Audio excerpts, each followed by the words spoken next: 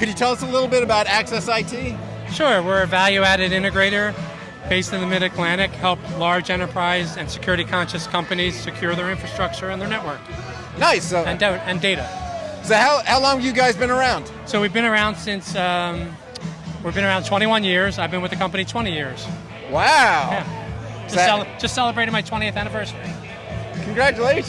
So I see you guys do red team stuff, right? Sure. So people can hire you to like hack into their network? So we have several parts of our business.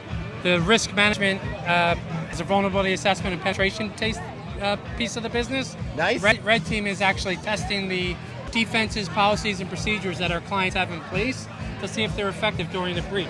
So we just did one for a software company.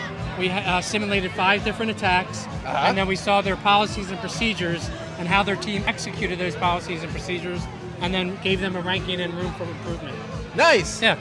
All right. Yeah, we've done that. We haven't used you, but we've used HackerOne before. I'm a little hurt. How about next year? Come on now. We used HackerOne. They had them attack Speedify, and find what they could find, and then we fixed everything. And so, I'm a big believer in these kind of services. So that's actually one portion of our risk management practice. We also do governance, risk, and compliance.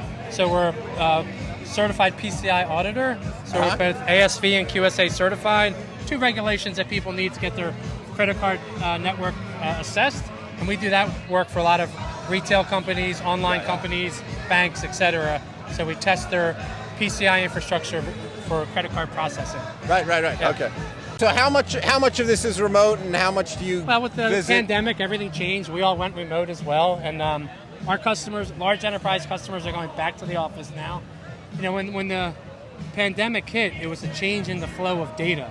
Everybody used to be in an office, and that they were flowing out, through the data center perhaps, but out to the network, out to the internet.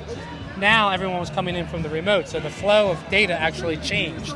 But a lot of companies in the early days were very busy putting in VPNs and 2-factor authentication and all types of technology. We're here with Proofpoint today. Email is still the highest threat factor. 85% of all threats come from emails, from phishing. Proofpoint is an excellent solution to protect against that.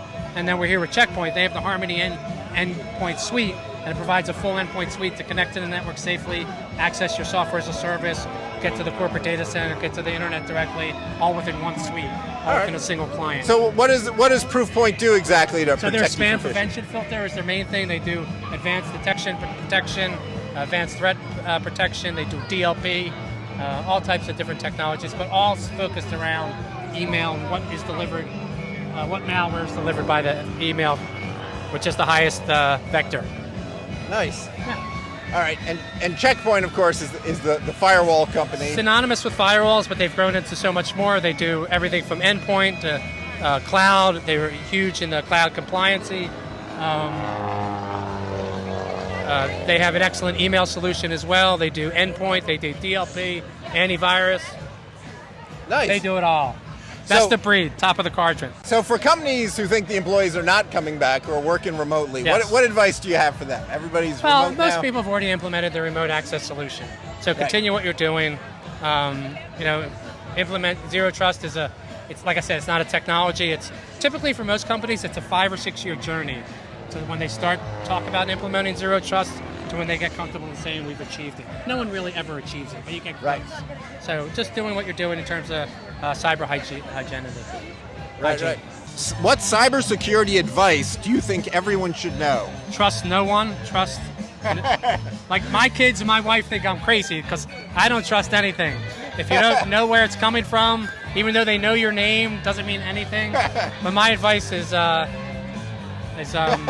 security at a personal level. Watch, don't do banking on open Wi-Fi networks. Don't go to Starbucks and do your online banking. Common sense goes a long way.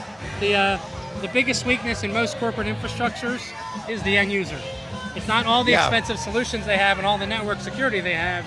It's someone opening an email by mistake and clicking a link that I shouldn't open, and then boom, the whole network's open to attack. So how long have you guys been doing these events?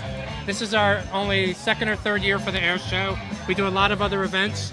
Lisa, our marketing manager, and Christy, our marketing coordinator. They put on about 36 events during the year, from the Carolinas to New England, golf outings, skeet shooting, just did Texas Hold'em. We do Spirit of Philadelphia, Boston Cruise, you name it. We do a lot of different events to support our vendors and show our clients a customer appreciation.